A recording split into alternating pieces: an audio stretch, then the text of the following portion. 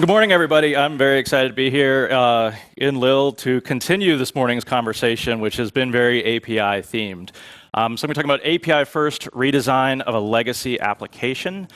For the purposes of this talk, the legacy application is the lemonade stand educational game from the late 70s, early 80s that was popular, at least where I went to school in Richmond, Virginia, for elementary school students to learn about economics and supply and demand.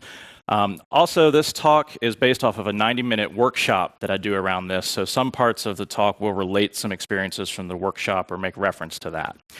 Before we get into the legacy application specifically, I want to talk a little bit about what I mean when I talk about an API-first redesign. And this isn't necessarily just redesign work of legacy applications. I think a lot of the themes here can apply to greenfield development of new things when you want to treat the APIs as a first-class product. So in my work, we help our clients with API publishing, API process orchestration and consumption, as well as all of the DevOps automation. Even the DevOps automation, I've heard Docker mentioned in one of the previous talks, isn't necessarily about the request and the response of APIs. I feel very strongly that when it comes to things like software as a service, DevOps is the way to drive that services component there. A lot of what this talk is going to focus on, though, is that API publication.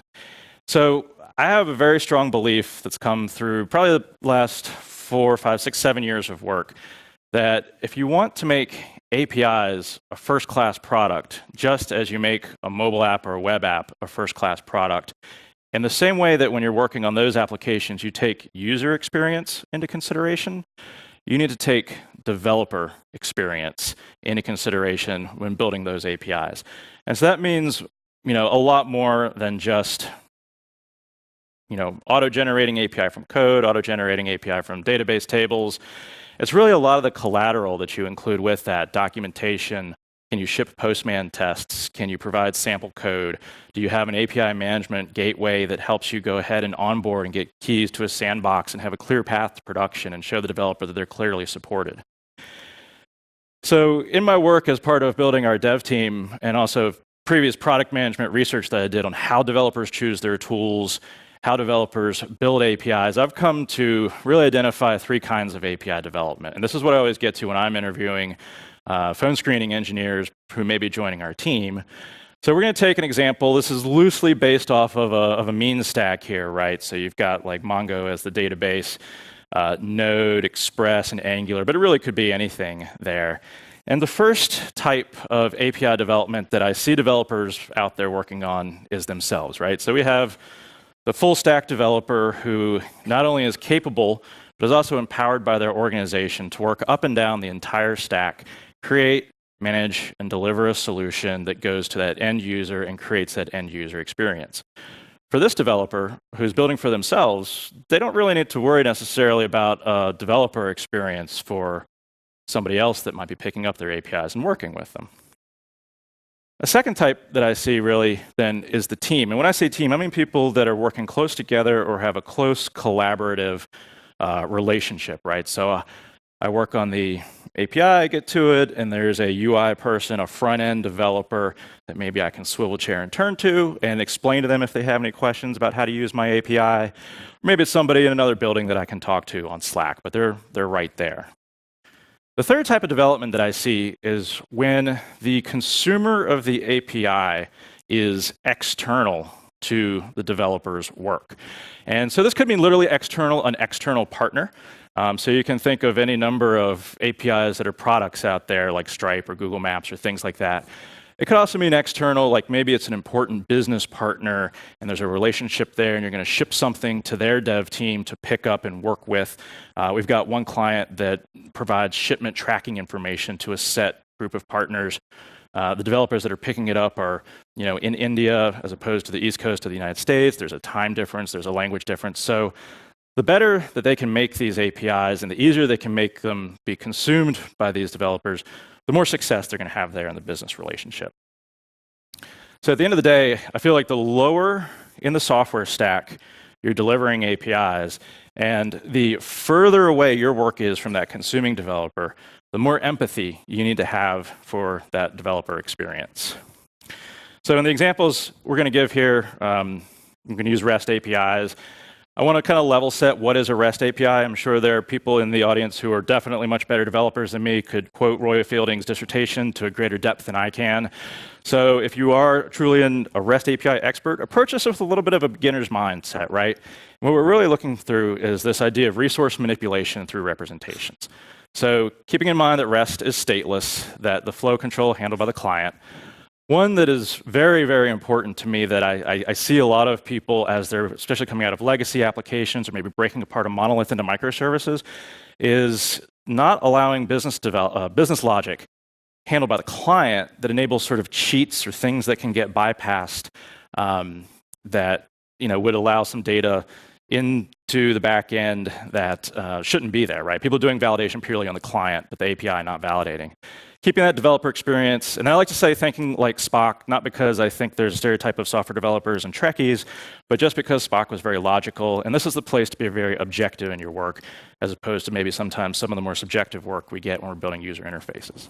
The other really important thing I like to think of when I think of APIs, especially when it comes to legacy databases, not legacy databases, but legacy systems, is the concept of abstractions. So has anybody worked with MuleSoft at all? Do we have anybody? Okay, so MuleSoft recently made headlines for getting acquired by Salesforce for a lot of money. And they espouse this 3-layer API abstraction, where at the lowest layer you have these systems APIs, and the systems APIs connect to legacy systems. And those are just purely providing that connectivity. And then they have process APIs that do the orchestration, and then they build experience APIs for the different experiences. And so, I think in the previous talk, talked about hopefully we only have, all these clients are calling one set of APIs. Some large enterprises, as they're going through their API journey, they struggle with still that one API endpoint to rule them all. They will make different methods for things. What this does when you're working with legacy applications is it causes you to do a lot of work up front that you might not need. And so I know, as software developers, we love acronyms, and one of my favorites is you aren't going to need it. Sometimes when I try to talk about that as we're, working through scope and agile stories and things like that, people say, but we're going to need it. We're going to need it. We just don't need it now. And so there's always a trade-off when we're choosing what to build and what capabilities to build in our APIs between what we know we need or what we think we need. And sometimes it's what the business thinks, or maybe somebody that has a lot of political clout in an enterprise thinks we need. I find oftentimes, those things are not always used. It doesn't always go good with sort of the agile, lean approach to building things. The other concept I like to call out when we're redesigning legacy applications, or even building new applications, is Conway's Law.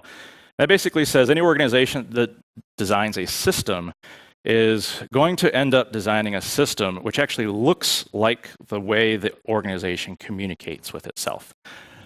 So in the same manner, websites with content and structure that mirrors the internal concerns of the organization rather than what that outside-in user experience needs to be.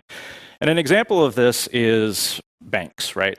And I think some banks are getting better with this, but traditionally, you go to a bank website, and maybe there's the savings account, and the checking account, and the home loan, and the auto loan, and whatever investment thing there is. And as a consumer, I just want to have a relationship with the bank. Yes, I have many accounts, but if we take it from a user experience first, I just want to be able to go to the bank and get the help I need. You see this with call centers when you talk to somebody, and they say, oh, my system won't let me do that. I need to transfer you somewhere else. So that is an example of Conway's Law in action.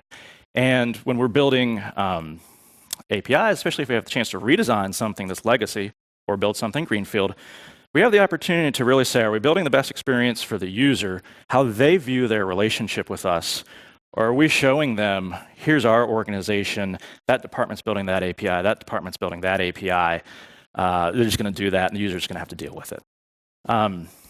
So another way to look at this, and I think this is what is often sometimes it's in contention, sometimes it's a preference thing, sometimes it's a habit thing. But I think when building APIs as developers, we have to kind of make a choice. Are we going database first or database out? Or are we going user experience in? What are we representing? Are we representing a table schema?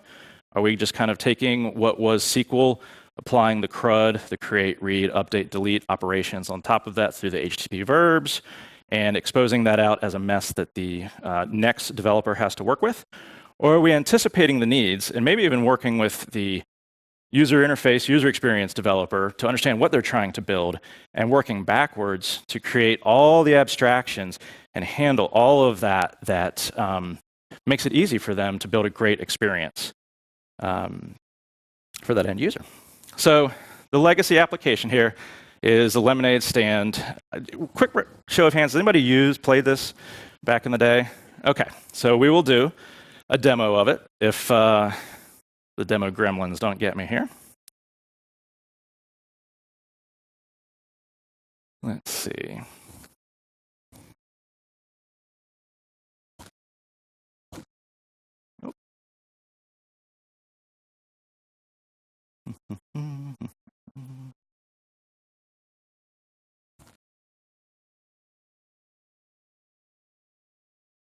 Don't worry, I built in time to do the switch here. So.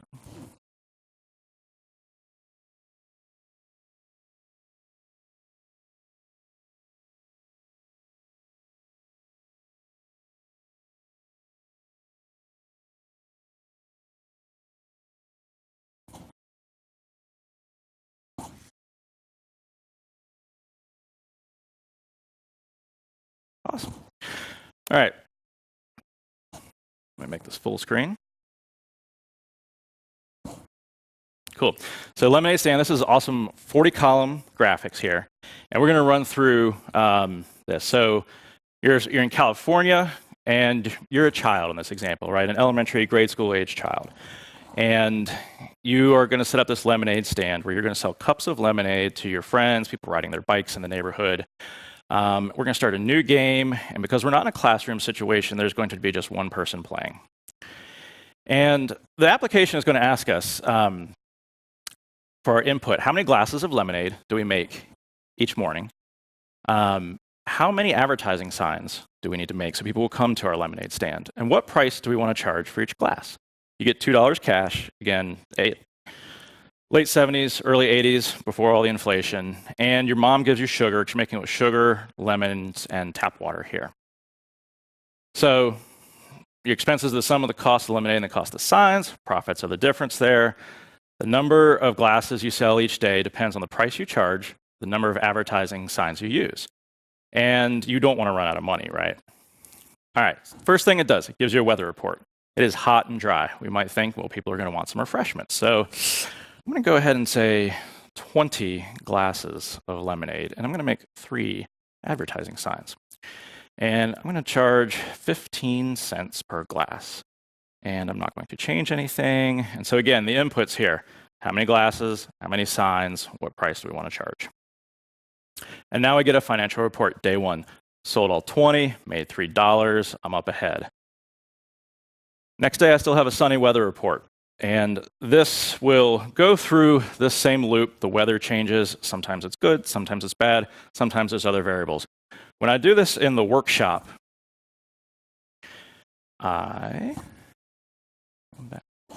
Awesome. When I do this in the workshop, I have everybody go through 10 rounds, and then they'll kind of put the post-it note of how much money they made. $16 to $17 is a good amount of money to make. So we ask, what are the rules of the game, right? What is the business logic in this legacy app that we are going to redesign API first? And on the surface, they give it to us right to the player at the beginning. And so then in the workshop, I'll say, do we have enough information to redesign this legacy app API first? And because it's a workshop and we all want to go forward, everybody says, yes, I want to get to work on this. So then I like to break the API design into 2 high-level stages here. Stage 1, right, we're looking at the resources. We're looking at the URL, URI structure. We're looking at really that ontology. How do we organize just those top-level things, right? And how do we expose this in a way that is, again, hopefully relevant to the user experience? The examples in this kind of go to the idea of a bank, right? Because I didn't want to give the answers out here. And then the second stage is really looking at the payloads, right? The requests and responses, the taxonomies of that data. And so we go and in the workshop, we say, all right, go work amongst yourselves, do this, here's Post-it notes, do it good, and get in teams of 2 maybe, and everybody has a blast with this, and I give about 5 minutes for this. And I say, all right, who is ready to share? And every time I do this, invariably, someone will, the first person, I've been an enterprise software architect for 20 years, I've got this, I'm gonna show you all how it's done. And they have a lot of Post-it notes, that's some other diagram from Google image search, but they have a lot of Post-it notes, they put it all up there, and kind of anticipating this, I already have an example built out in Swagger, right? Which will go with kind of what everybody's sort of the initial answer is there, which says, all right, I know I have Lemonade. I need to build out a representation of Lemonade. I know I have signs. I need to build out a representation of signs. And I kind of say, all right, in my imaginary group that was building this open API spec here with the Swagger editor, this is as far as we got, but your groups may have gotten further. And then so we go to the second part, right? We say, all right, let's define the payloads, right? And give everybody 10 minutes for this. And people get deep into it. They'll start to look at JSON. And sometimes at this point, people are like tracking inventory of things that aren't even in the game experience. And I have to remind them, like, all right, we need to sort of bound our context here and bound our scope because we're not designing like a ERP system. We really are just the game is the legacy app here. We don't need to actually carry on e-commerce. And so I'll kind of share that, okay, well, I realized that even as I was tracking my Lemonade, I needed to understand what turn, like that's my unique key for the Lemonade representation. And I need to look at what turn I'm at for the signs, because that becomes my unique key for the signs then. And so I kind of pause and say, like, are we sure we're on the right track here? And some people will just double down that, yes, definitely, definitely, definitely. And oftentimes there's maybe one person who maybe didn't speak up in the beginning, and they'll kind of say, you know what, maybe I'm not 20 years into this like this person who did Corba back in the day and so on and all that, but I think there's a simpler way to do this. And they'll say, I just saw it as turns. And you're really just tracking a sequence of turns that you want to represent here, not the individual components of the turns as a representation.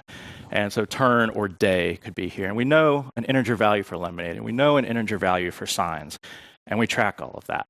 And I tend to believe that this way is the proper way to approach API-first design, really taking into that developer experience and the user experience into mind here. And there's some other design considerations if you're looking at it. This deviation from the happy path. One thing that happens if you play through the game, a small minority of people will find that a street crew shows up and shuts down the street unexpectedly. And then from that, there's 2 outcomes that can happen. Either you won't sell any lemonade because no traffic comes, or the street crew buys out all of your lemonade. So even when we maybe have access to a legacy application or we think we understand all of the use cases because somebody wrote us a process chart, I think kind of like in the hackathon example from that Camille gave, where you get everybody to the table, talking to that end user, even if you're a middleware developer and you're not building the user interface or user experience, I think the middleware developer still needs to have a solid understanding of truly what are the cases that a end user might be experiencing there that are deviations from the happy path. The exception handling, what should be in the API, or what should be in the client, what should be in the API.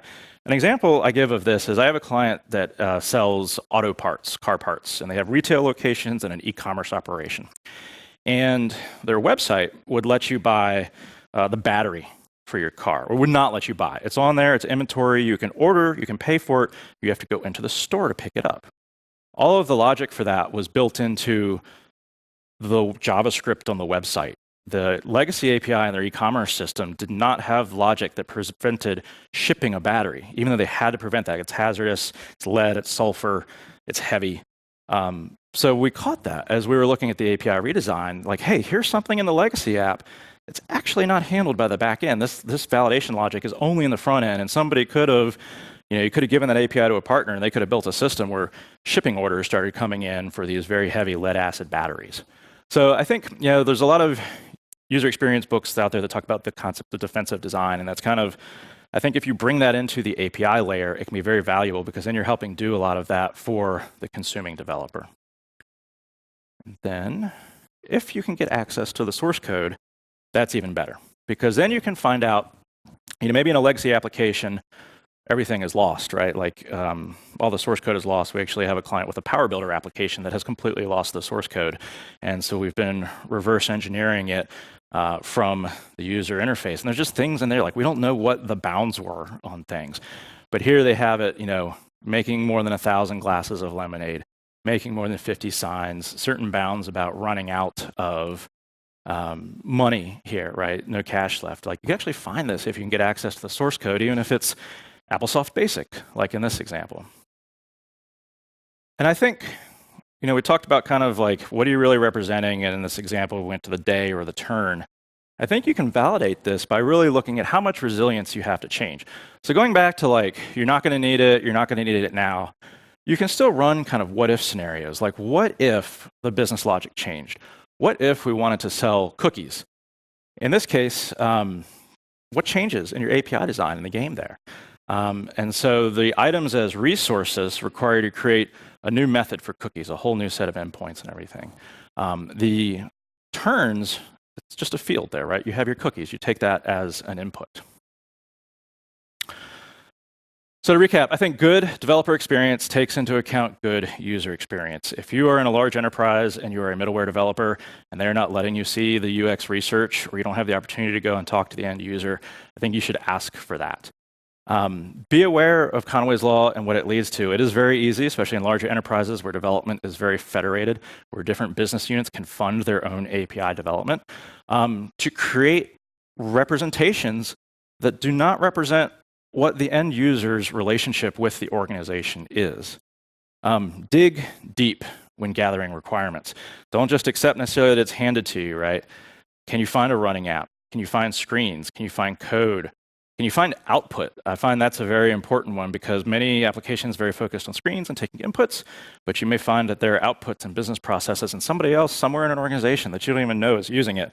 You need to understand their needs as well. Simplification, but also validation is important for building the things we need now and the things we might need later. And then I think one thing that's very important is to keep in mind that when we're building, if we're following kind of the ideals of REST, REST is not just exposing the tables out as CRUD with JSON over HTTP. It really is layering out those abstractions and building the representation for the state of the user experience thing that you're going back and forth with the user interface and user experience developers with. So thank you. Credit goes to the people that made the original Lemonade stand there, and also a colleague of mine, Brandon Shin, who helped me develop a workshop from this for RESTfest 2016.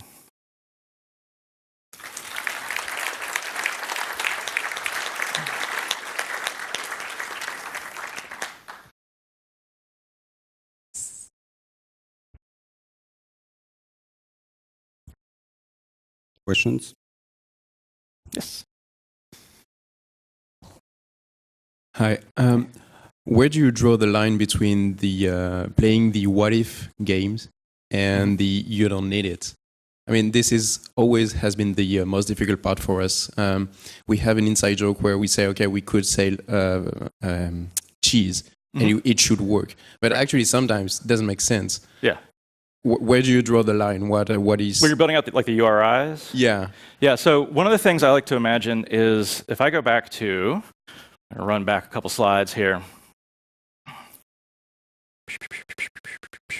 And you'll tell me if this answers your question or not. But when I get to this example here, right, and I am I'm shipping an API to an external API consumer, whatever external means. Not only do I assume I don't know these people and they don't know me, but I assume they don't know my business either. And so they may be a developer that's asked to work on this project and they don't understand the domain of banking, or maybe they don't understand the domain of running a lemonade stand.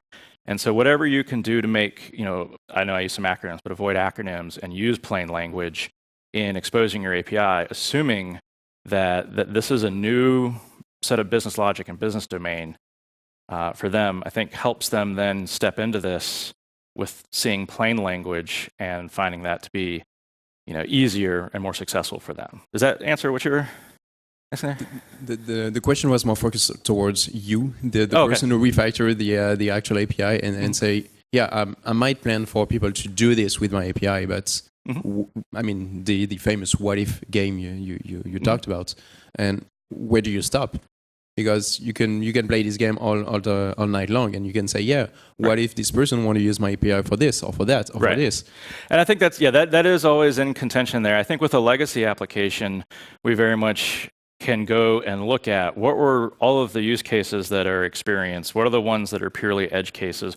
What are the ones that maybe the legacy application never addressed, and now we have an opportunity to address them? Or what are things that we can simplify? And I think too, like when looking at legacy applications, there's other things that we can mix in and we can add in there to help with the automation. Like we've got one client where they do the payment processing, and somebody actually calls the phone and somebody keys the credit card number to the terminal, and then they read a code off the screen and they get to renew their software. And they were doing software rental 20 years ago before SaaS was a thing. And so now we're saying, well, you don't have to write the whole API for doing credit card charges. You can get Chargeify or Chargebee or something and plug it in there. So it is about prioritization, and I think that's where there's a whole other sort of approach to the agile and the lean approach, right? And I think a lot of people, I know people practice different flavors of agile, but for our stories, I always like to look at what is the development effort, but also working closely with the business to defining business values of the stories. So you can find things that will bring a very strong value, like what's the work that's actually going to deliver strong value to the business, and you just have to kind of prioritize because, yeah, as you mentioned, the time is a limited resource there. Thank you. Yeah. We can take one more question.